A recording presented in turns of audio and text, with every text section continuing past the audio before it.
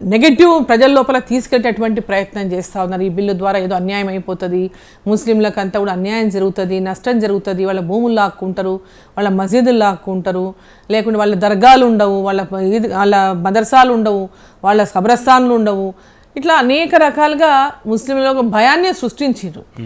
So గతంలో అనేక రకాలుగా ఇట్లాంటి అమెండ్మెంట్స్ ఎప్పుడు ఇండియా ప్రభుత్వం తెచ్చినా వాటి పట్ల కూడా అనేక అపోహలు సృష్టించేటటువంటి ప్రయత్నం చేసిండు.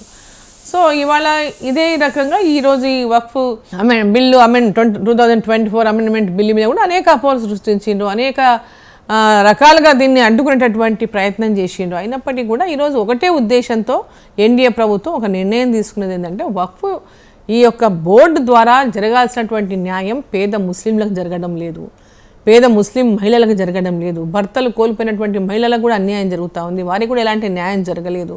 అదేవిధంగా భర్తలు అదేవిధంగా పేద మహిళలు అనాథలైనటువంటి మహిళలకు కూడా ఎలాంటి న్యాయం జరగడం లేదు, పేద విద్యార్థులకు విద్యను అందడం లేదు, పేదవాళ్లకు వైద్యం అందడం లేదు.